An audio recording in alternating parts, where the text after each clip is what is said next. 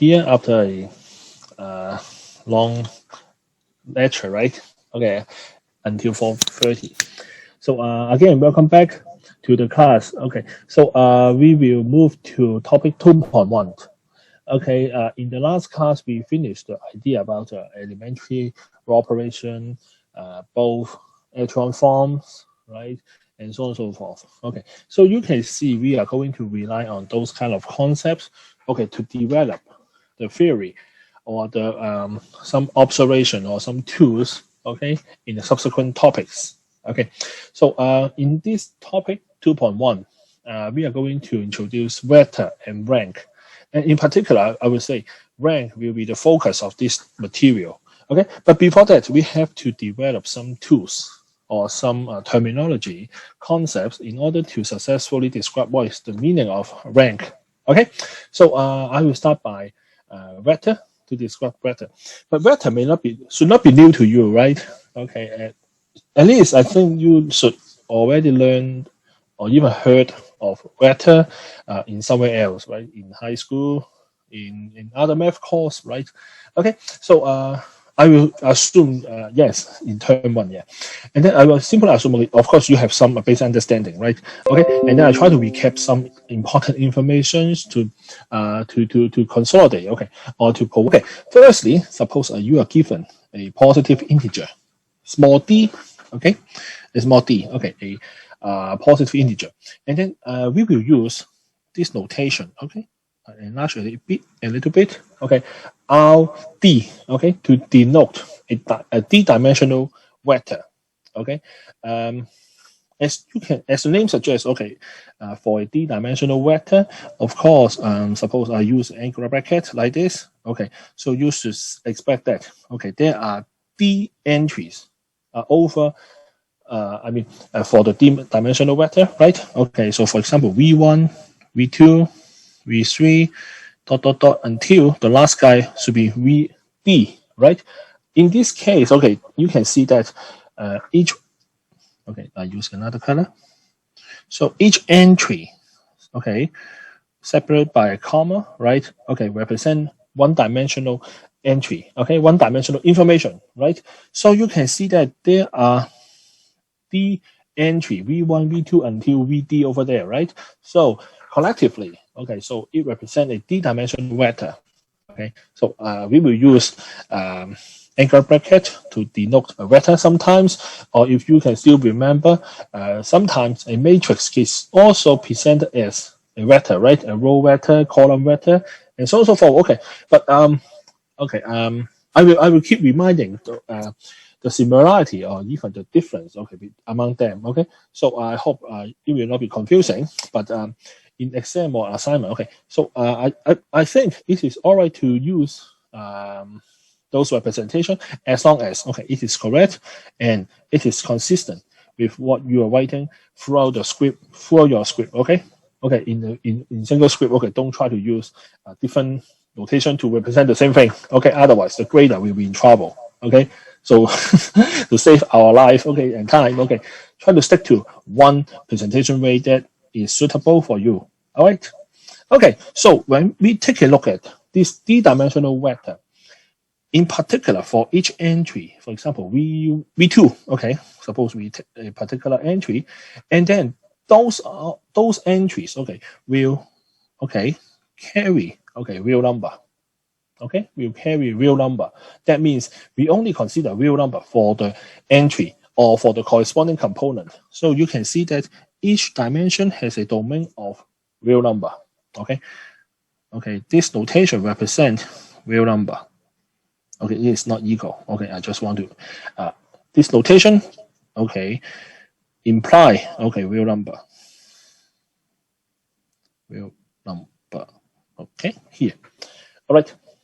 Okay, so I hope you can understand the meaning of domain and range. Okay, of course, I think those kind of terms, okay, are already taught by the other math course as well, right? Okay, but it doesn't matter. Okay, I just want to make sure you can understand those meaning.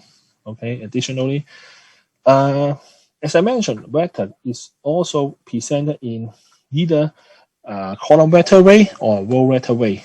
Okay, so for a column vector, okay, let me pick some location to write.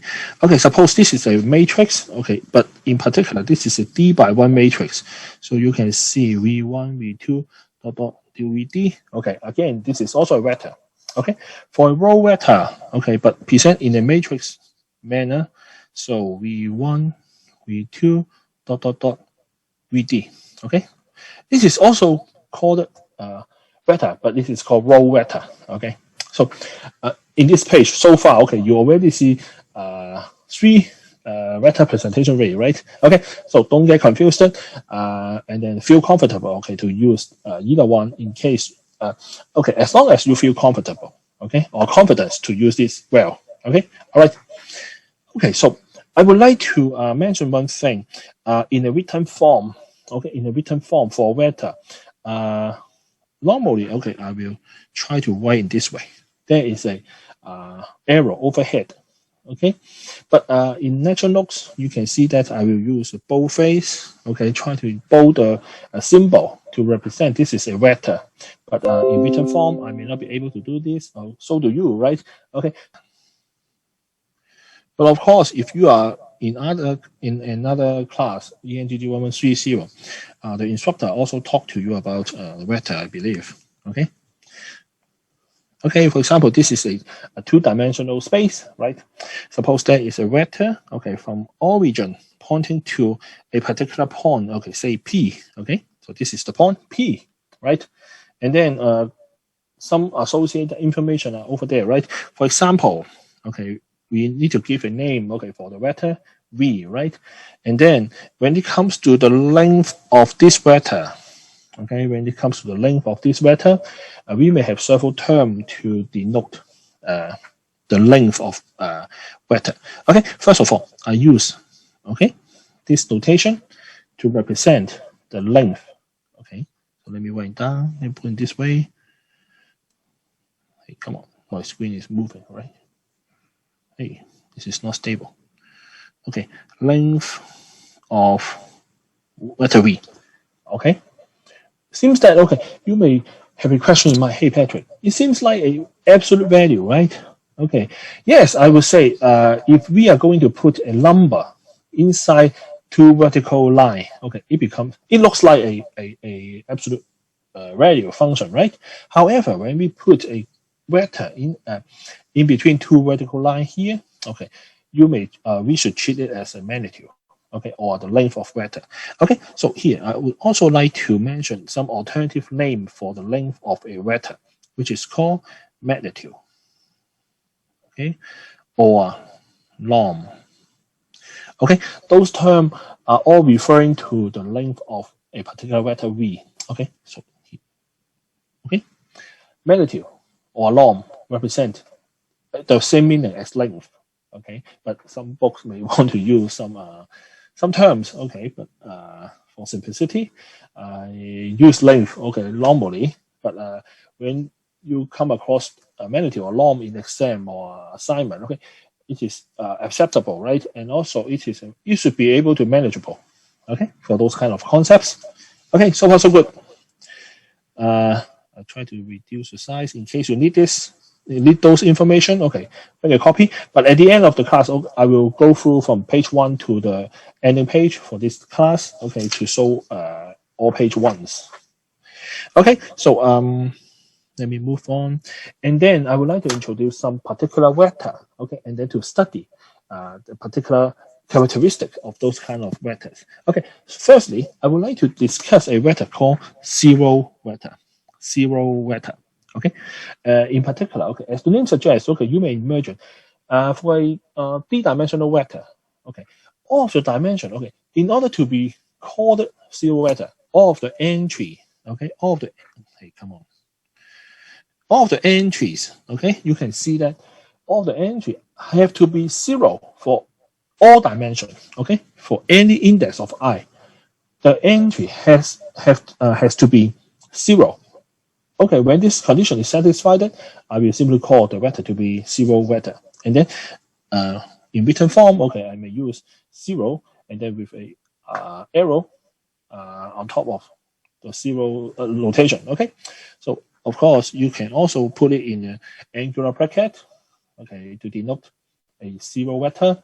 In particular, you can see all of the components to be zero, right? Okay, and then as I mentioned, okay, some books when we want to use a norm or magnitude to denote the length of a vector. So now I would like to give you the formula to compute the length. Okay, even though we discussed, okay, this notation represents the length, right? But how to compute this, okay, is another problem. So suppose you are given, suppose you are given a vector like this, okay, vector v, okay, the component until vd, okay. This is a given vector, for example. So when it comes to the length of this particular vector, okay, so I will simply use the following relationship to compute the length. Okay, so let me verbally describe the formula. V1 to the power of 2 or V1 square plus V2 square plus V3 square until VD square. We sum them up and then take the square root for the overall sum. Okay. Okay, at the same time, some of you may like to present in this way by using summation sign. Okay, so these two presentations are equivalent. Okay, so feel free to use either one as long as you feel comfortable. Again, okay, so when it comes to a zero vector, of course, okay, maybe I remind you by putting the nature here. Okay, so you can see that for each dimension, okay, the entry is 0, right? So it is super easy, right? Okay, super simple. So we try to sum all of the 0 square together. Okay, of course, it is 0, right? Okay, or if you wish, okay, we may go in this way. Okay, again, this result is also leading us to 0. Okay, but here I would like to mention one thing. So, by the way, this is a zero vector. This is a scalar 0. Okay, so don't get confused. This is a vector. Okay, 0. But this guy, okay, with a blue arrow pointing to is the scalar 0. Okay, a number only. Okay, but this is a vector. Okay, but we only care about the magnitude only. Okay, so I hope you can distinguish those kind of idea. So in particular, when it comes to a vector length to be 1, okay, we give a special name for this. This is called unit vector. Okay, unit vector. So I have a simple example to illustrate the idea. So consider a three-dimensional vector. Okay, so you can see 3 entries are over there, right? Okay, seems that okay they have no any relationship over there, right? Okay, 1/3, 2/3, and 2/3, right? Okay, now I would like to compute the norm. Okay, I would like to compute the norm. Okay, together with you, so you can see that okay by using the given formula. So we have okay the expression like this. Okay, so when we play with the algebra, simple algebra, right? Okay, it becomes like 1/9, 4/9, and then 4/9. When we sum them up, actually it represents 1, right? Square root 1 is still 1. Okay, so under this observation, and then make the connection with this guy, this statement. Okay, the last statement. Okay, so we will call the vector v. Okay, for vector v, okay, this is called an unit vector. Okay, an unit vector. Okay, so far so good. Easy enough, right? Okay, let me show you everything once. So far so good.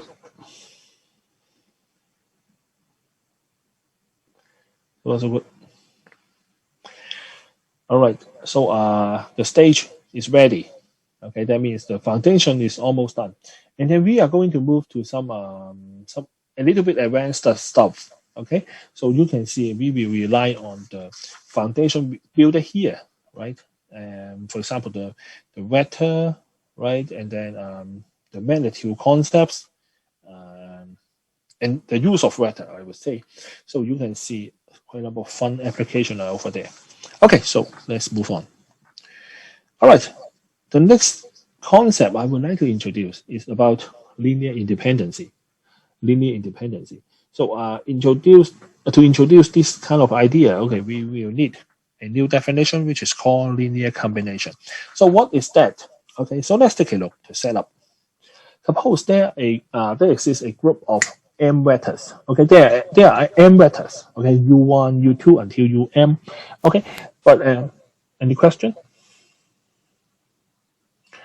Okay, but we have to make sure that okay they have the same dimension. Otherwise, we cannot pay with the following summation or even the subtraction. Okay, okay. So please pay attention to the dimension. They have to be the same. So linear combination can be defined as follows. Okay, so you can see summation psi. Okay, from the index from I to equals to 1 to small m, right? And then the content is that Ci times vector Ui. If you wish, okay, you may also expand, okay, the summation psi, oh, sorry, in this way.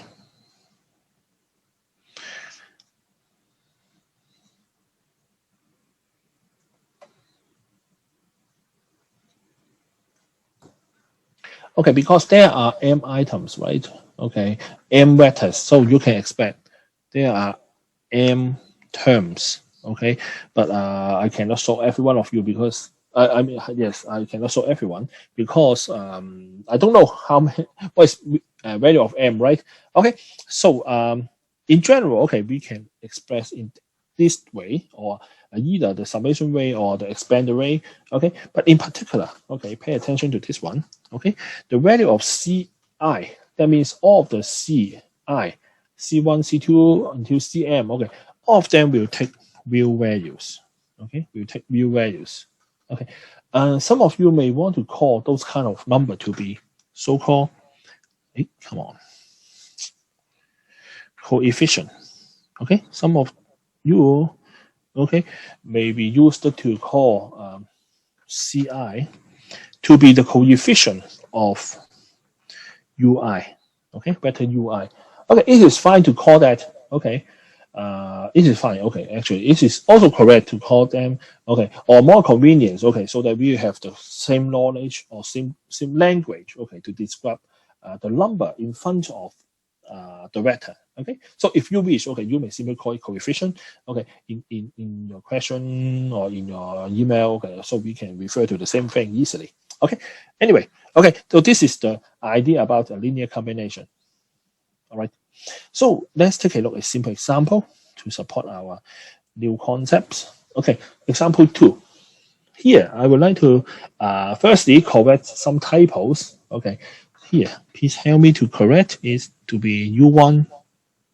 Okay, a vector U1. Okay, so let me describe the setting of the example first. Now, you are given 3 vectors, U1, U2, and U3, and then of course, you can see that there are 3 entries for each vector, right? So naturally, okay, you can tell me this is a 3-dimensional vector, right? And then I would like to check that, okay, whether or not U1 can be written as linear combination of another 2 vectors, okay? I would like to check whether or not U1 can be written as the linear combination of U. Hey, come on, my screen is unstable. U2 and U3. All right. Okay, so I would like to check this result with you. So first of all, I try to put the following stuff, okay, for our consideration. So U1 is 6, 7, and 8, right? The entry are there. So I would like to see whether or not I can. Oh, sorry, this is not U1. Maybe I erase all of them. C2, U2, C3, U3. I would like to check whether or not I can get C2 and C3 such that I can write the relationship as follows.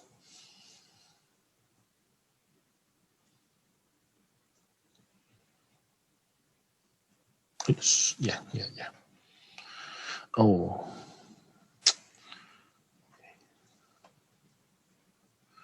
U2 should be 3, 2, 1. This is 6, 5, 4, right? Okay, so the question is, okay, whether or not I can find out C2 and C3, okay, such that this equation can be satisfied on both sides. Okay, actually, it may involve the idea about linear system, right? Because you can decompose the equation into three parts, three separate equations, right? Okay. So, but I don't bother this. Okay, I don't bother this. I just want to raise your awareness. Okay, for such kind of observation. Actually, C2 can be C2 can be -4. Okay, C3 is 3. Okay, in this case. Okay, so you can see that. Okay, I use another color. So you see where I am. Okay, so you can see that.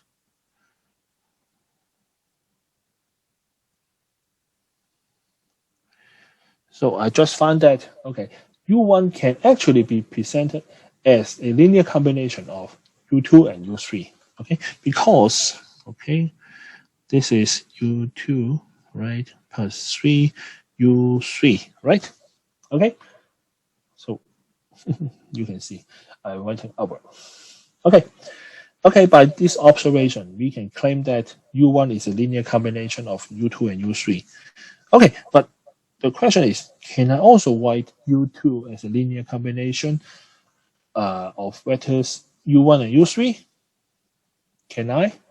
The answer is yes. It's very easy to achieve this because, okay, let me rewrite the relationship. U1 equals actually 4 U2, right? Plus 3 U3, right? Am I correct? Please help me to check. Okay. And then when we try to flip the order of the equation a bit, okay, maybe in this time I will use, okay, U2 as the subjects. Okay, so you will have something, you will have something like this, right? And it turns out that U2 will be 3 over 4, U3 minus, 1 over 4, U1, like this, right? Okay, so how about U3? Okay, can you do this for me? Okay, later on. Okay, so I hope you can do this at home. Okay, by using similar analysis. So you can see that, okay, actually we, in this example, we try to check whether or not a particular vector can be written as the linear combination of the other vector, okay, given on hand, right? Okay, so this is the idea about a linear combination, and then it will help us to develop the next definition about linear dependency. So let's take a look. So we will rely on the linear combination as follows. Let's see. Definition 2. Suppose there are m vectors again, u1, u2 until um. All of the vectors will share the same dimension, and in particular, there are corresponding coefficients, okay, c1, c2 until cm for each u1, u2 until um, right? Okay, and all of the c1 to cm, all of them are real numbers, okay, or simply called constant, okay, a constant term, okay, or a scalar, okay, as long as you like, okay, as you wish. Okay, so I will say the vectors, okay, will have a relationship, okay, and then it is called linearly dependent, okay, and then I will say, okay, let me repeat. I will say the vectors u1 to um are linearly dependent if the following two conditions are satisfied together. Firstly, the linear combination is 0. Okay, the linear combination is 0. Okay, okay, the linear combination of all of these m vectors are 0. Okay, this is the first condition. Secondly, all of the coefficient, okay, are not all 0. Okay, are not all 0. But don't get me wrong. Actually, it could be some Ci to be 0. Okay, we allow some of them to be 0, but it cannot be all 0. Okay, do you get what I mean? Okay, let me repeat the second condition. We can allow some coefficient Ci, okay, for the vector Ui to be 0, but it cannot be all of them to be 0. Okay, I hope you can get it clear. And then by combining these two conditions together, okay, so if these two conditions are satisfied at the same time, okay, at the same time together, so I would say the m vectors are linearly dependent. Okay, otherwise, I will simply call the m vector to be linearly independent. Okay, so what's so good for the idea of linearly dependent against linearly independent. So what's so good? Okay, if it is fine, so let's take a look at a simple example.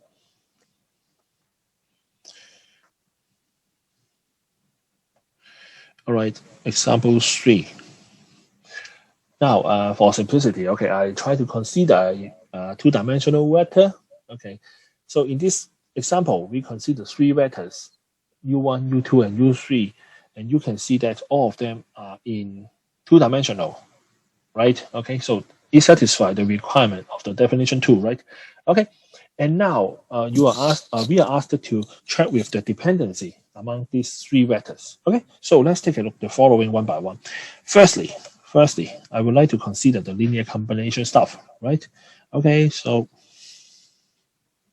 let me try to write down the procedure for you, so you don't need to go back and forth. I check the linear combination among this vector. Okay, I write all of them. Okay, so you don't need to go back and forth. Okay, I would like to check the linear combination of u1, u2, and u3. So we can see that.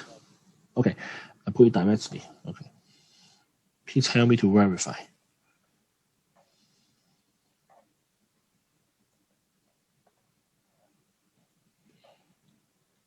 Suppose I write the linear combination in this way. Okay, so we can check that. Hey, come on. We can check that.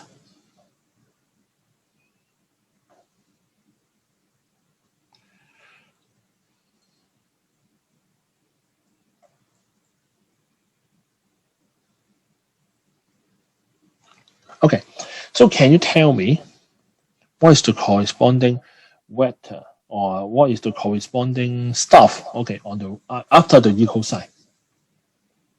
Have you checked? Okay, to wake up yourself.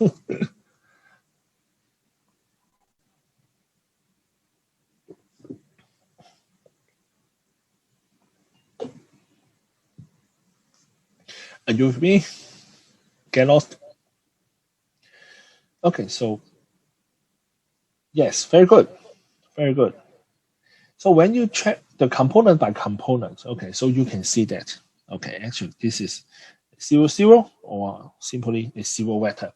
Okay, so by doing this, okay, actually you finish the first condition, right? Okay, we can check that, okay, actually u1, u2, and u3, okay, actually can be written as a linear combination, right?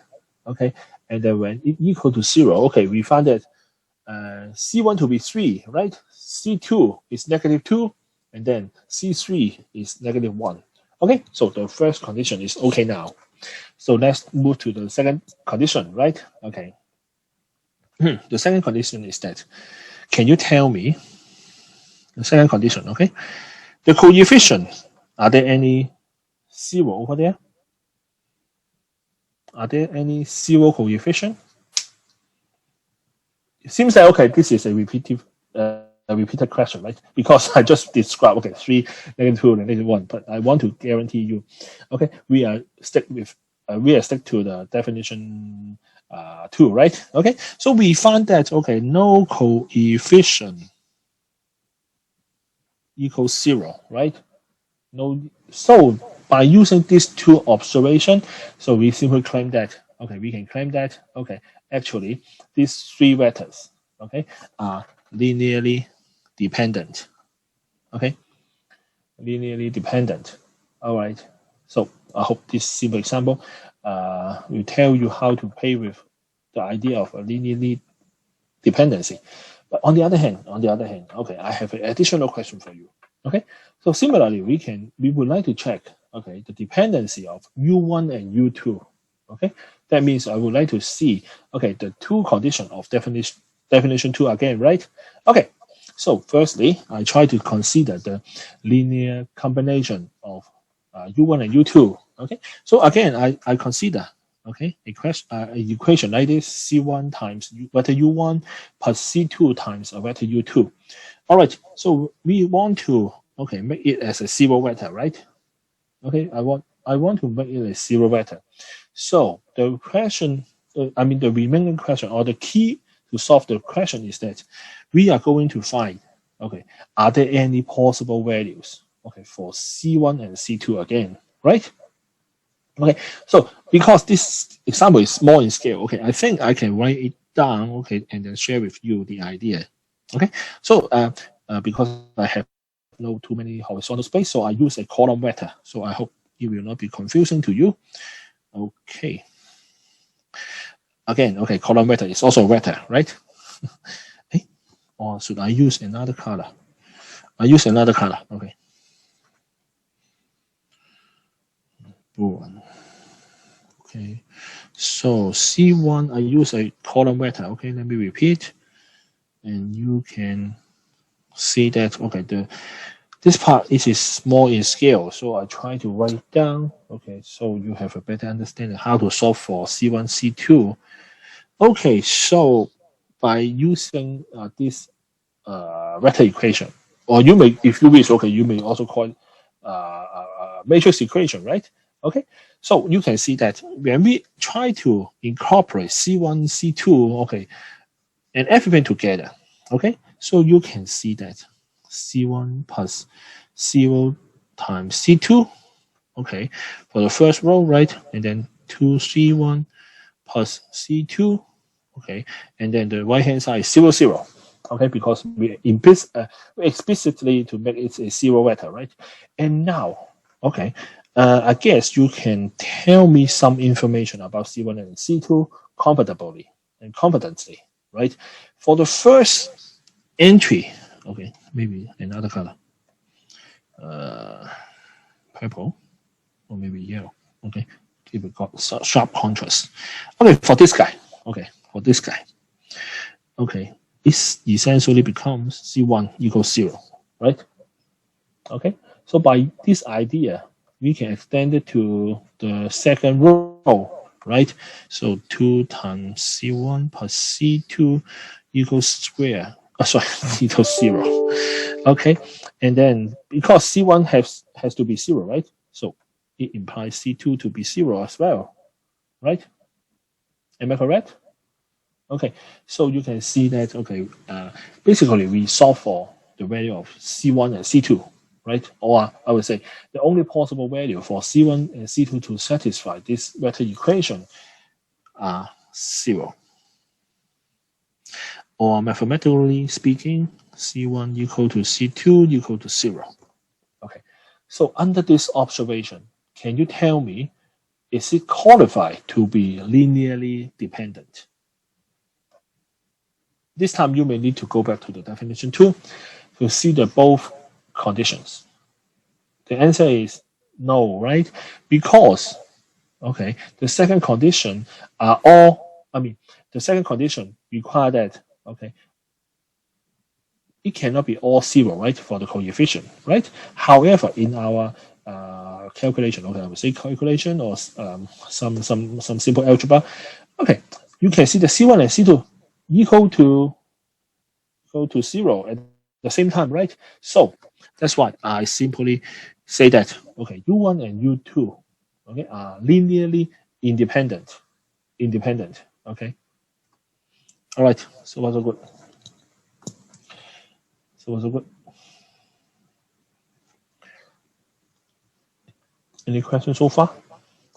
Okay, in case you have a question for the values, okay, just like this several guys, how to solve 3, -2, -1.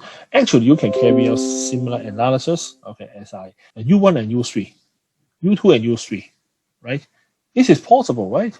Okay, I just want to tell you, okay, at least as a starting point, so you can check U1 and U2.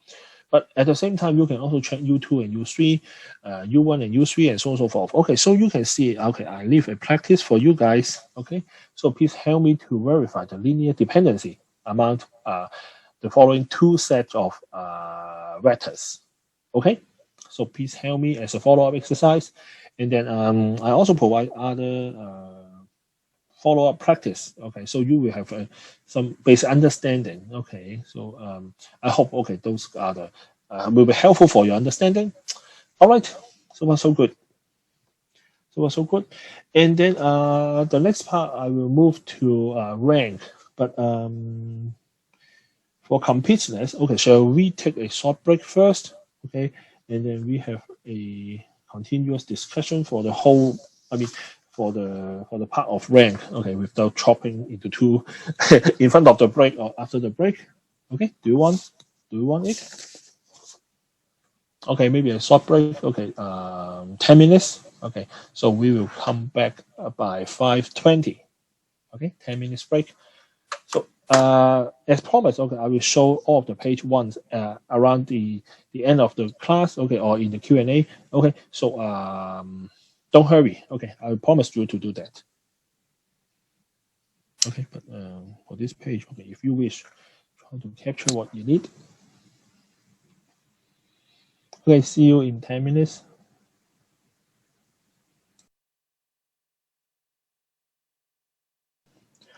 Okay, welcome back. So before the break, we finished the description and the discussion about the linear dependency, right? In particular, they are linearly independent against linearly dependent, right? Okay, so we finished the definition, how to track with the dependency, right? Okay, so do remember that, okay, we will make use of those kind of concepts in the subsequent discussion about rank. Okay, so let's take a look. So now we will move to the focus of this material, rank of a matrix. Actually, rank, you may consider it is just a number. Okay, it's just a number. Okay, actually, but the number, okay, value, okay, actually it can give you a very important message about the structure or the nature of this matrix. Okay, of course, you will see very soon. And then let me define, okay, with you the idea about the rank of a particular matrix A. So let's see definition 3. So suppose there is a matrix A, okay, and then the rank of a matrix A could be written as this way, okay, R of A, okay, and then actually what it represents is the maximum or the largest number of linearly, okay, independent row or column vector of A, okay. So let me repeat some to capture some important message here. First of all, the rank of A, okay, we use out of A, okay, in this presentation to represent, it represents the maximum number, okay, or the largest number of linearly independent row or column vector of A, okay. And here you can see that I didn't mention about the dimension of A. So A could be any dimension. Okay, or the discussion of rank will not be restricted, okay, to any particular dimension. Okay. So I would say A could be any feasible dimension. Okay, a square matrix, fine. Okay, a 3 by 4 matrix, it is fine too. Okay, 1 by 2, 2 by 1, even a 1 by 2. Okay, a row matrix, a row vector, or even a column vector. Okay, this is totally fine. Okay, as long as this is a matrix. Okay, so we could discuss the rank. Okay, and in particular, okay, as I mentioned, this is the maximum number of the linear independent row or column vector of the matrix A. So let's take a look at the following simple example. Okay, very short, okay, but meaningful. So let's consider a matrix like this. Matrix A, okay, in particular, this is a 3 by 3 matrix, a square matrix, right? And then the entries are shown on the page. So you can see that, or can you observe that for the first two columns, okay, for the first two columns, are there any relationship? Or can you see they are related or not? For the first two columns, actually they have certain relationship over there, right? Actually, there is a factor of -2, right? Very good. I see some response correctly. Okay, so you can see that for the first two columns, okay, they are actually proportional, okay, to each other. Okay, proportional to each other. Okay, or okay, to make it precise, okay, I will say column 1. Okay, column 1 equals -2 times column 2. Okay, so you can see actually they have such kind of relationship, right?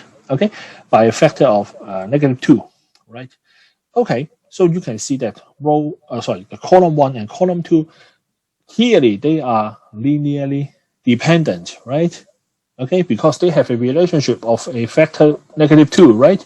Of course, they are dependent. I mean, the column 1 and column 2, or the column vector 1, column vector 2, right? Okay, so you can see that, okay, at most, in this matrix A, okay, the linear independent column, right, cannot be greater than 2, right? Because we can, we can get rid of the consideration either column 1 or column 2, because column 1 and 2 are related, right, or are dependent, right? Okay, so that's why I write down, okay, a conclusion like this. The rank of matrix A or R of A is not greater than 2 or smaller or equal to 2, okay, because at most, okay, of course, we don't carry further analysis at this moment, okay, but based on this observation, we can claim that at most 2 linearly independent columns are there, maybe, okay, so you see what I mean? Can you get what I mean? So that's why, okay, based on this observation, I claim that R of A, the rank of the matrix A, is smaller than or equal to 2. Okay, so I hope you can find the connection, okay, in this example, together with the definition 3, right, and even the linearly dependent or independent, the idea of this terminology. Okay, so let's take a look at another example. Example 5. So consider another matrix A. Okay, so in this case, this is a 2 by 3 matrix. As I mentioned, okay, we don't care too much about the dimension, right? Okay, as long as this is a feasible vector, okay, it will be fine. Okay, and then we find that, okay, actually this is quite familiar with, right? Okay, actually we pay with this kind of numbers, or pay with the matrix A previously, right? When you get back to the example 3, actually we pay with those entry previously, so you can see that actually this matrix, okay, is contains some transpose of the vector shown in example 3. Okay, in example 3, we write down, okay, u1 equals vector 1, 2, right? Vector u2 is 0, 1, u3, okay, equals 3, 4, right? Okay, actually you can see that when we take a transpose, suppose this becomes a column, a row vector, right? Okay, become a row vector. Okay, this is actually the transpose, right, of U1. Okay, for this column. Okay, for the second column. Okay, for the second column, this is U2 transpose, right? If I present in row vector, okay, row vector, okay. The last one, okay, so you can see this is U3 transpose, right? So that's why I write in this way, okay.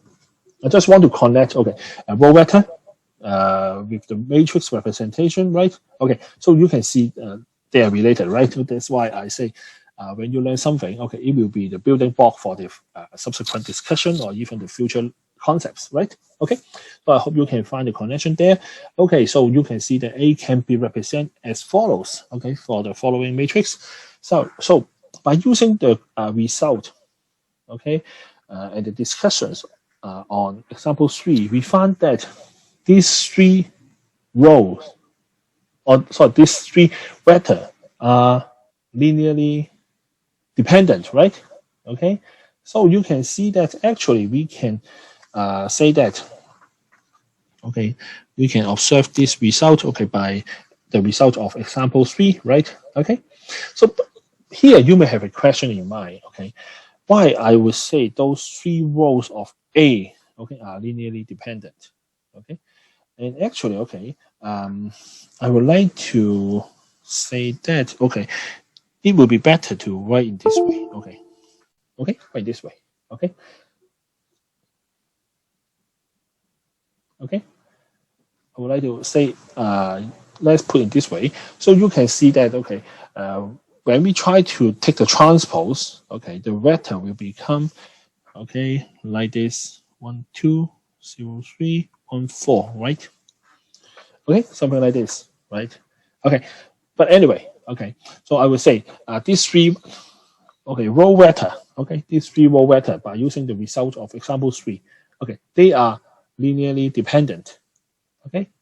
But on the other hand, okay, in the same example, we also check that the vector U1, okay, this guy, and this guy, 0, 1, 2, and sorry, this should be 0, 1 instead of 3.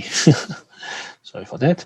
Okay, so these two vectors with an arrow, okay, beside this are linearly independent, right? Okay, we already showed the result, right?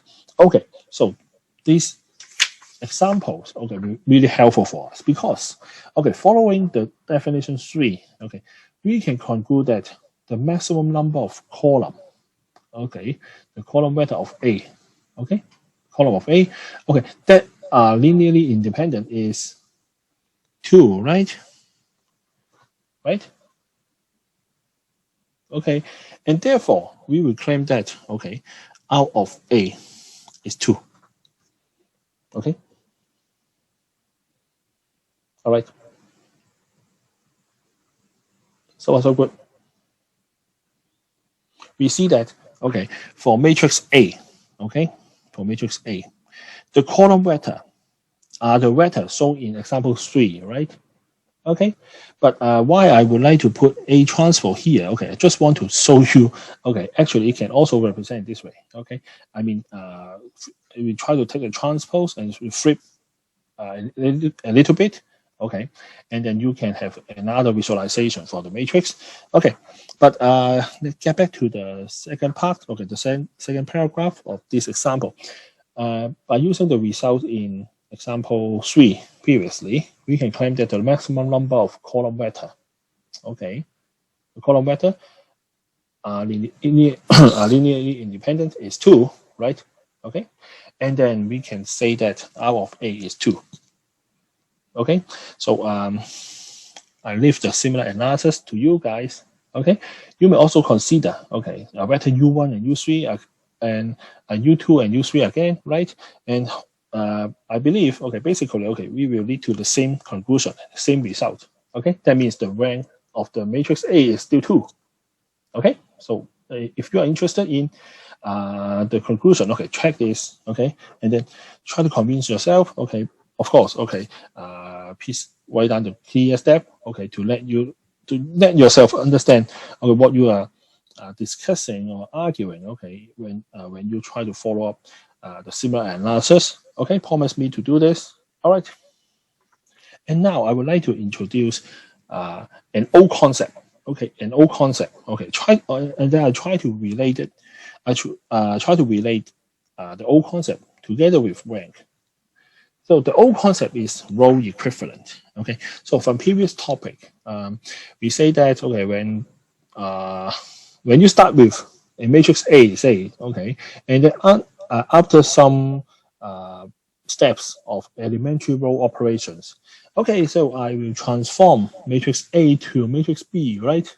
Okay, by elementary row operation, and then we claim that, okay, because matrix A and matrix B uh, are under, okay, okay, transformation from A to B, okay, by the elementary row operation, we claim that, okay, these two matrices will be row equivalent, right? Okay, so based on the symbol, we say that, okay, A is row equivalent to B, okay. So the connection is that, okay, okay, I will say, okay, the rank of A and B will be the same. Okay, so this is the theorem one. Okay, this is the theorem one. Okay, I try to connect an old concept again. Okay, which is called row equivalent. Okay, and then I will claim that in case the two matrices A and B are row equivalent, they will have the same rank. All right. I hope you can still remember what I mentioned in the previous classes. I say that elementary row operation will not change the nature, the structure, and the solution of the matrix, right? Even the linear system, right? Okay, I hope you can still remember that. And then, so here you can see one more connection are there.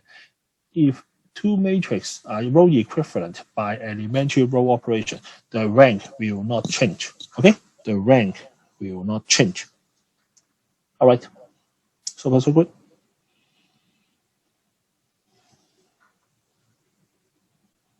Okay, so this is what theorem one tell us. Okay, so if A and B are equivalent, then, okay, same rank. Okay, this is the idea of theorem one. Okay, simple enough. So let's support with a simple example. Example 6. So example 6, what is meant by example 6? So let's take a look. So for example 6, actually we built from example 5 previously. So let's consider the matrix A again. Okay, but now I would like to present in a 3x2 matrix. Okay, that means I try to take the transpose, right, of the matrix given in example 5. Okay, and we see that, the rank of A is 2, right? The rank of A is 2, right? It is proven in example 5 already, right? And now I would like to apply theorem 1, okay, to tell you, okay, to give you another angle to view this matrix. Okay, but firstly, okay, so let's take a look. The following row equivalent matrix. Okay, so let me put down first, and then I will discuss with you. Okay, so the first example is maybe this one. Okay, so give you two more. Maybe this one. Okay, and the last one.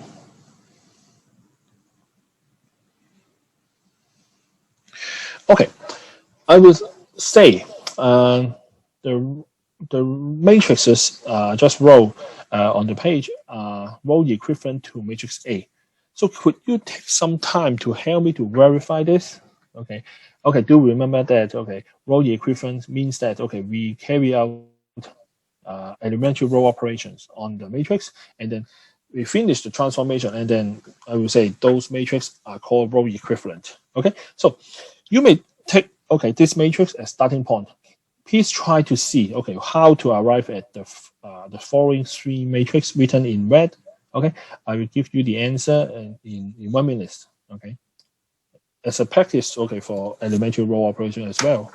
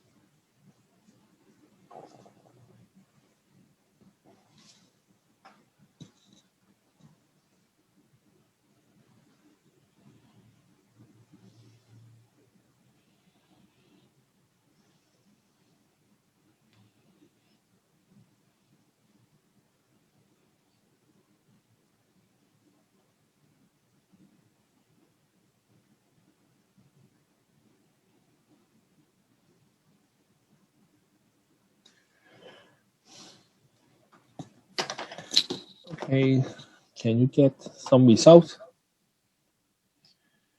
Use another kernel. So I hope you can get some result. Okay, to prove matrix A is row equivalent to the 3 matrices in red. Okay, I believe you can do this. So let me share with you some idea. Okay, so for this one, okay, for this one, okay, so I just simply multiply the row 2 by a non-zero constant 3, right? So there is a type of elementary row operation to allow us to multiply non-zero constant, okay, to the whole row, right? Okay, it will not change. You will not change the structure of the matrix, right? Okay, so you can see that actually I perform one type of elementary row operations on a particular row. Okay, so I will say this is row equivalent to original matrix A, right? Okay, for the second one, okay, actually I built from the example I just checked. Okay, I try to add R2 to R1. Okay, and then I would like to update R1, right? This is another type of elementary row operations. Agree? And then, so by the definition of row equivalent, right? So this is another row equivalent matrix to matrix A. Okay, so the second one is also okay. The last one, okay, the last one.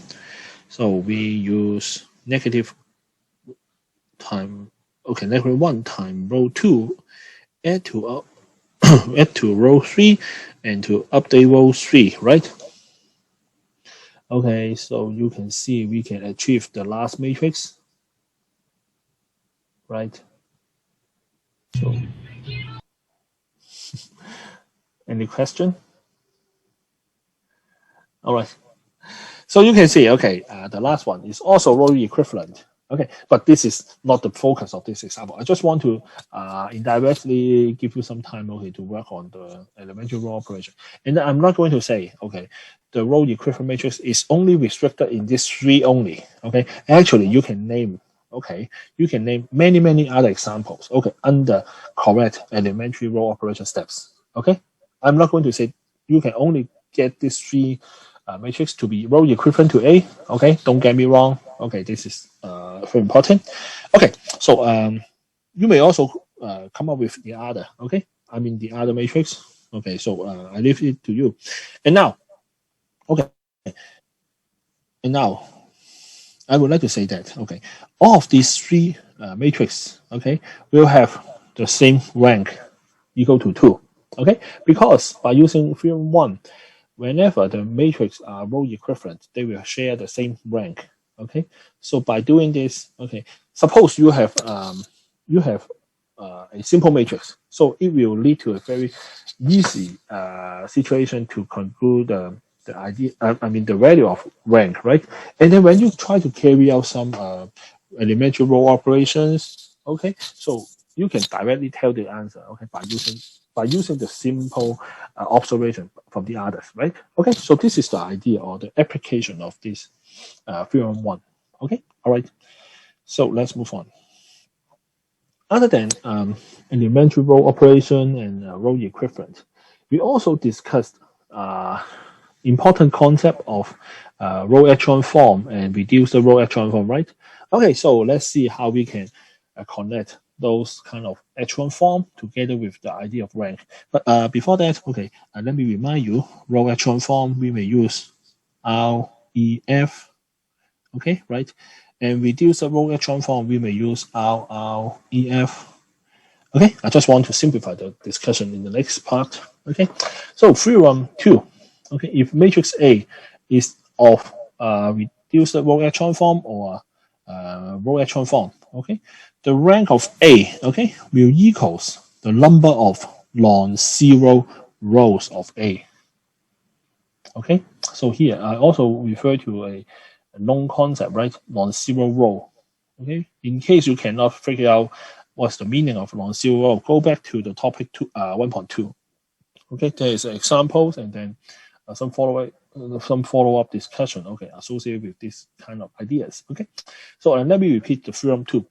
If a matrix can be transformed to row echelon form, REF or RREF, okay, so in order to compute or to calculate the rank of the matrix A, this is very easy. Okay, what we need, okay, is to count the number of non-zero rows of the matrix. Okay, when the matrix become row echelon form. Okay, so simple enough. Okay, so basically, okay, we are going to have a simple example. Okay, and then I would like to conclude, okay, the general procedures. Okay, how to connect theorem 1, theorem 2, and the definitions we discussed so far. Okay, to develop a very handy, very convenient tool to apply on any kind of matrix. Okay, so let's take a look. But before that, okay, let's finish a simple example first. Okay, so example 7. Suppose you are given some matrix. Okay, we discuss one by one. For the matrix A, okay, for the first matrix A, okay, so can you tell me now, okay, is the matrix A already in RREF or REF?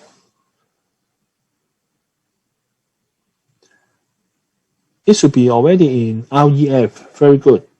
Okay, this is already in REF. Very good. Okay, so the first, the condition of theorem 2 is satisfied, right? Okay, so the remaining job is to count, okay, how many number of non-zero row. So if you still remember, when we recommend to use the elementary row operation, we recommend the zero row to be put near the bottom, right? So we can see that, okay, there is a zero row near the bottom or exactly at the bottom, right? So we simply get rid of this row. So we count that there are 2 rows to be non-zero row.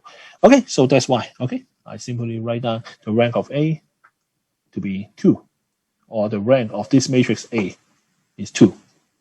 Secondly, okay, let's consider another matrix B. So any conclusion for the REF or RREF from you guys?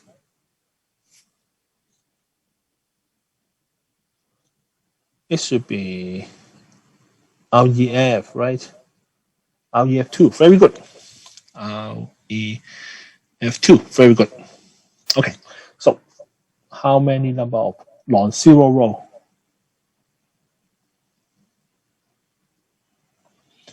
The first one, is it? The answer is yes. The second row, non-zero row, yes. For the third row, okay, even though it consists of 3 0, okay, 3 0, but it contains 1 non-zero entry. So it is also a non-zero row. But for the last row, okay, it is not. So the answer, the rank of this matrix B is 3, because we have we have three number of non-zero row. All right. Okay. Okay. The last matrix example. Okay. So you can see that this is a okay, I'll give you the answer directly. Okay, I believe you guys can manage this. Okay, this is already in REF. Okay, REF. Okay, so just tell me how many number of non-zero row. The answer is very good. 2. Yes, you guys can get it right. Okay, the topic is very easy, right? Okay, very good. And then I in diversity. Okay, I want to tell you again. Okay, the dimension doesn't matter. Okay, for the idea of rank, because this is 3 by 3, right? This is 4 by 4. Okay, you may say, hey, Patrick, is it only applicable to square matrix? No. You can see that this is 3 by 4 matrix, right? Okay, we can also discuss the idea of rank. Okay, as long as the condition of theorem 2 can be satisfied, right? REF or RREF. Okay, if yes, count the number of non-zero row. Okay, so this is the idea of example 7. So far so good. So far so good. Okay, so based on these 3 simple examples, I mean in in example 7, okay, we give 3 sub question, right? Okay, so and then based on theorem 1 and 2 and some terminology we introduced previously, okay, a non-zero row, elementary row operation, row equivalent matrix, right? REF, and so on so forth, right? Many terms we have already talked about in previous topic. So we would like to summarize, okay, the procedure, okay, in order to help us to rank the matrix, okay, by using some known knowledge, I would say. First of all, try to converge a given matrix, any given matrix, okay, I would say, try to convert any given matrix to row echelon form. Of course, I'm not going to say we only allow row echelon form. We can also do the reduced echelon form. Reduce the row echelon form, yes. Okay, and I would say most preferable is the reduced echelon form, actually, I would say. So let me repeat the first statement. Converge any matrix A, any given matrix A, okay, to either row echelon form or reduce the row echelon form. Okay, so from A transform to A prime. Okay, I just give a random name. Okay, by elementary row operation. Okay, so under this matrix operation, okay, and then we are ready to count the total number of non-zero row of A prime. Okay, so please be careful. We are counting the A prime, the number of non-zero row of A prime. Don't go to A directly. Okay, we should be careful. Okay, we are going to count the non-zero row of A prime. Okay, otherwise, why do we need to do the elementary row operation, right? And then to achieve row echelon form and reduce the row echelon form. Okay, so stick to the matrix after elementary row operations. Okay, so I feel we still have time. Okay, maybe we try to finish example 8. Okay, before the Q&A session, and then I will show you all of the pages we discussed so far. Okay, don't worry about that. Okay, so let's take a look at example 8. Okay, actually, we will use some learn the matrix, okay, because we want to connect, okay, what we have learned can be related to, we just investigate, okay? So we visit example 4, and then the same matrix is given here, okay? Of course, this is any matrix, right? Okay, without any particular form. Okay, as I mentioned in the procedures, okay, the first procedure, we can convert any given or random matrix A, okay, to row echelon form or reduce the echelon form. Okay, so we intentionally omit the steps. Okay, I just want to, you guys can help me to do this. Okay, later on. Okay, I just give you the matrix after elementary row operations. Okay. So let me copy that first. Okay, so after elementary row operations, So we will get a matrix like this. Okay, again, the intermediate step, okay, I leave it for you as a practice. Okay, how to convert from the matrix A, okay, say until, okay, A prime. Okay, the intermediate step is very important. Okay, you can expect I will at least I will have some homework. Okay, for this kind of issues, right? But anyway, okay, we will talk about homework. Okay, in Q&A. Okay, don't worry about that. Okay, now can you tell me whether I'm right or wrong? Okay, to suppose okay, this is the matrix I get. Okay, this is the correct matrix I get. Okay, but my question is it in REF or RREF? Okay, this is my question. Suppose the steps are correct. Is it a REF or RREF? Yes or no? Or which one?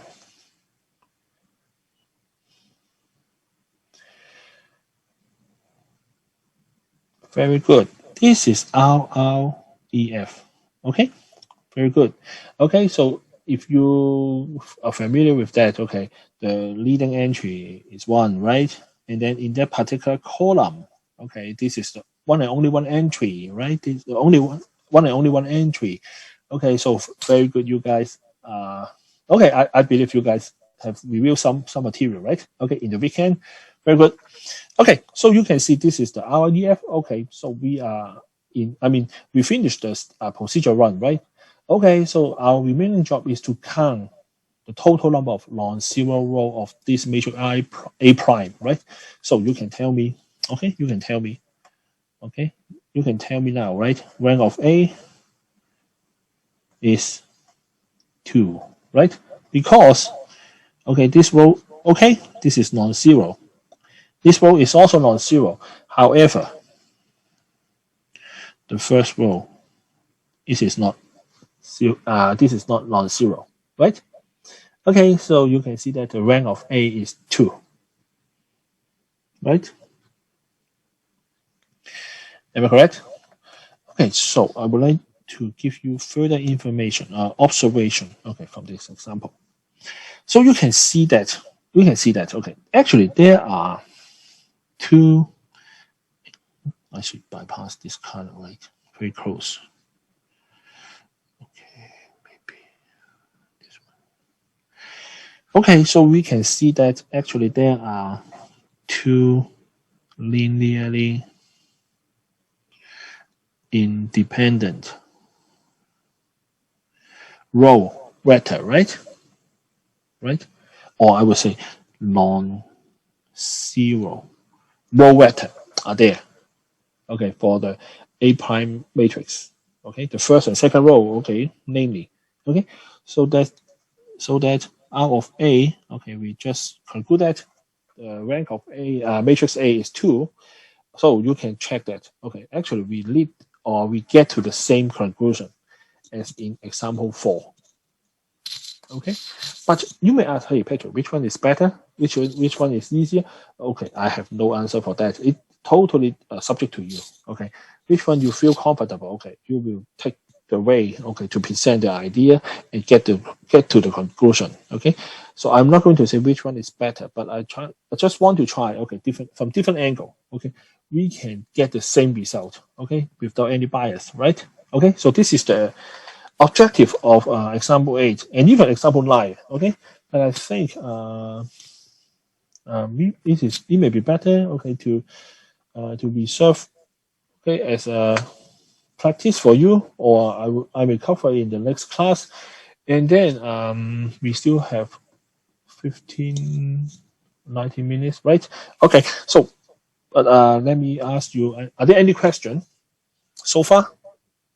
Any questions so far? Seems that no so much questions so far, right? This is easy, right? Actually, I would say, to my experience, rank could be abstract to someone, okay, or a difficult job, okay. But seems that okay, no questions so far. Interesting.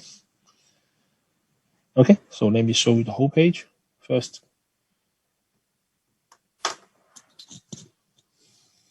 Okay, so As promised, I will try to show from page 1 to page 7. That means this page. Okay, and maybe each page lasts for 10 seconds. And then now, okay, we may move to Q&A sections. Okay, to see any potential question you may have. Okay, so okay, I will get back to this page again, right? So start from page 1. Okay, and then in the meantime, okay, in case you have any question, feel free to put in the chat room box, okay? And you may also want to unmute yourself. So I try to enlarge a little bit. So everyone should be able to see clearly. Okay, feel free to put the question in chat room or unmute yourself, okay? By the way, some of you may want to know when will the homework 1 be issued. I plan to release the first homework on this weekend. Okay, the first homework will come soon. Okay, but at least we will need to wait for. Are there any student who register for this course in special edge period? I'm not so sure about that. Yeah, because I don't want to miss anyone. Okay, so otherwise we have to arrange to make up homework or to shift the percentage. Okay, this is maybe will not be favorable to the course. Okay, so page 1. Okay, any question?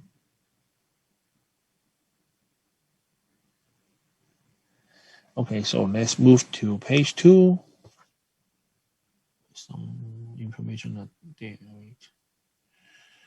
Okay, page 2 again. 10 seconds. Any exercise for practice? You should be able to see some practice exercise within the lecture notes, right? Okay, so try to play with the practice question to get more familiar with. So in case you want more, okay, just try to go to the library. Okay, I believe you should always should be able to search for more resources. Okay, for example, the past paper, right? And then some textbook available online. I believe there are plenty exercise over there. Okay.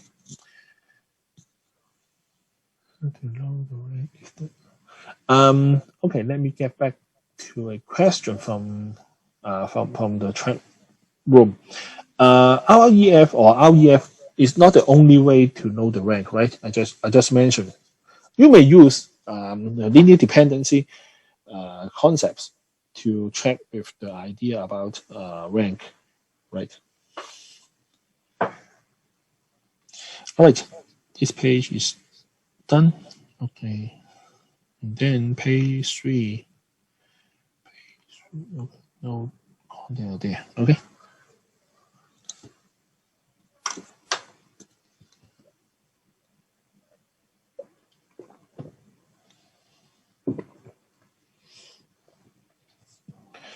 This page contains quite a number of information. Maybe 5 more seconds for this page.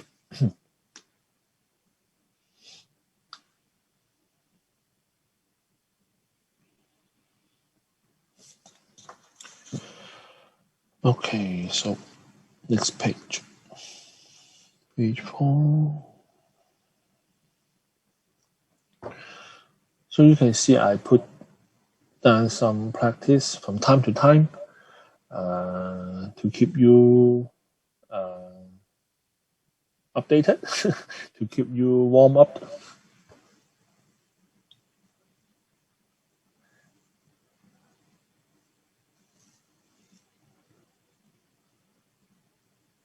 Okay, so next page.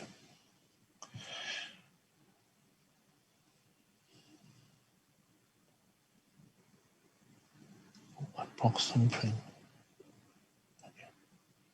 Okay, this should be fine.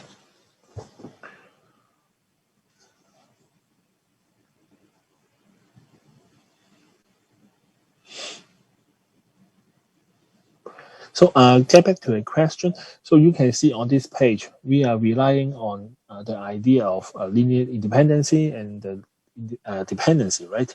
Okay, to determine the idea or the range or the value of rank. Okay, we can do this, right? So RLEF or REF may not be the only way, but I would say it could be an easier way. Okay, could be an easier way because we know how to pay with REF and REF, right?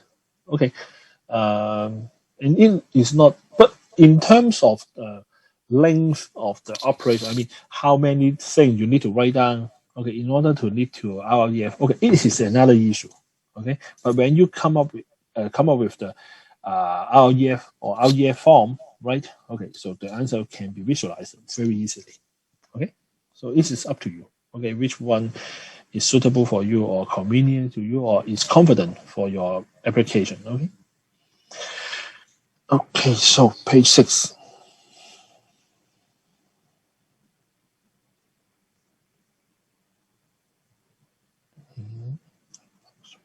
Okay.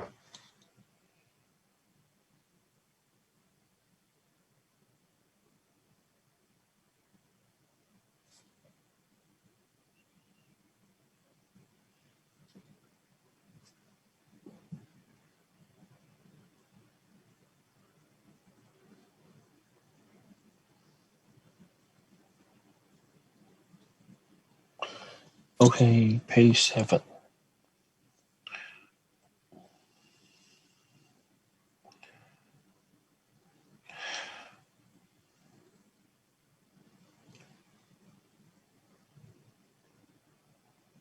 Okay. Any other question from the peers, from the group? Any question? Sorry, can I ask some questions with Cantonese?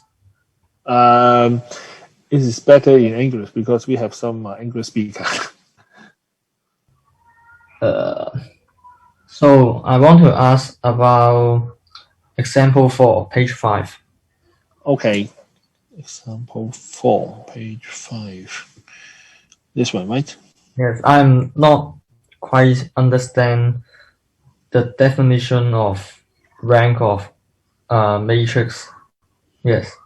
Example 4, right? Yes. Okay, so let me see. Shall we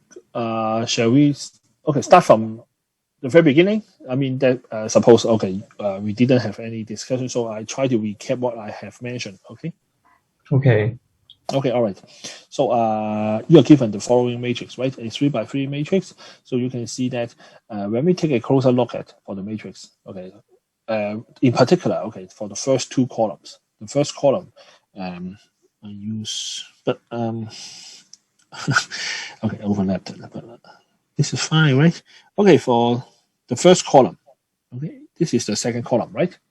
Okay, so when we take a closer look at these two columns, okay, we found that actually they are proportional to each other. You can see that each entry, okay, for example, this entry, okay, -1 times -2 equals 2, right? So this one, -2 times -2 return us with a 4, right? So the last one, I find some space, okay, -1, -2, okay, for this guy, right? So you can see that, okay, actually column 1 and column 2 are proportional to each other. Okay, column 1 and column 2 are proportional to each other. And in particular, okay, there is an underlying relationship like this. Column 1 equals -2 times the whole column 2. Okay, so that means they are proportional to each other. Okay, so I guess your question may be like this. Okay, how to observe they are linearly independent, right? And then lead to the conclusion for the rank. So you can see that. Okay, maybe I use new color. So column 1, right? Okay, I simply use this short form. Okay, the idea. Come on, what happened? Okay, right? But if we move a little bit, or we arrange the term, actually, we can write this way. Column 1 plus 2 times column 2. Am I correct? Yes. Okay, so in terms of the idea of a linearly dependency, so these two columns or the column vector are linearly, can you tell me? Linearly dependent or? Dependent. Dependent or independent? Dependent. Very good. Very good.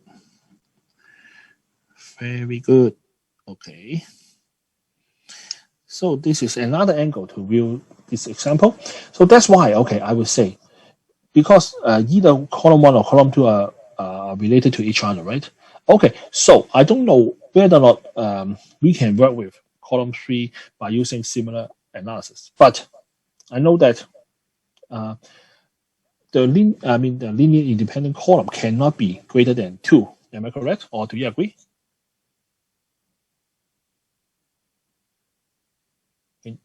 Do you agree? Okay. Okay. So, because column 1 and column 2 are dependent to each other, right? So, not to mention, okay, I cannot. We should agree that okay, we cannot find 3 linearly independent columns in this matrix, right? So we can get rid of this consideration and claim that at most 2 linearly independent columns are there only, right? So this is the observation based on the analysis in red here, okay, in red here, okay. So that's why I will say rank of A, the rank of A out of A here, okay, rank of A cannot be greater than 2, right? Okay, it cannot be 3, okay, but I cannot confirm whether or not it is 1 or 2, okay. So that's why I have the conclusion more than or equal to 2 only, okay. Right. So can you see what I mean? Okay. Okay. Why example 5, the matrix A, the R of A equals Why is this equal to? It's because the column 1, 2, 3 is linearly dependent. So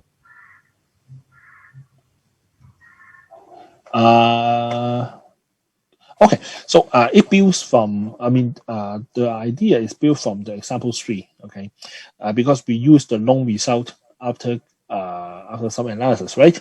And we find that U1 to use, U1, U2, and U3, these 3 vectors are linearly dependent, right?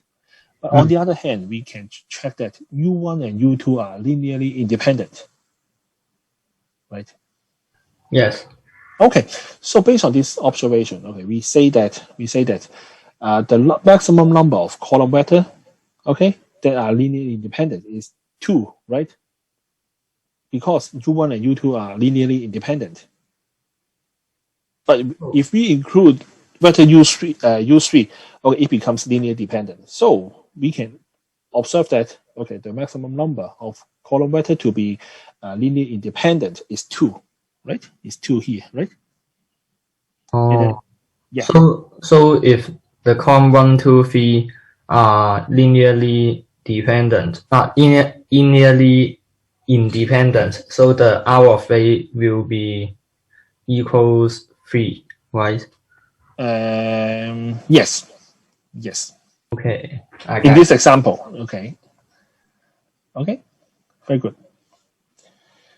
Okay, so any other questions? Okay, go to the page 6. Okay, so let me go to the page 6. This page, right? Here you are.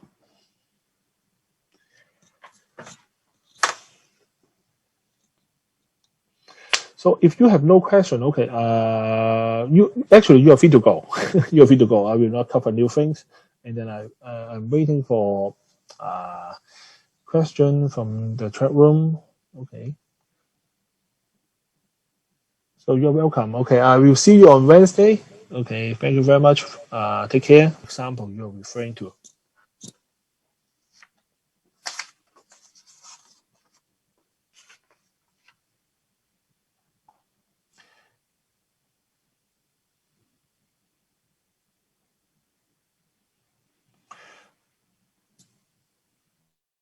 Okay, request for page 4. Okay, so I show page 4. Here you are.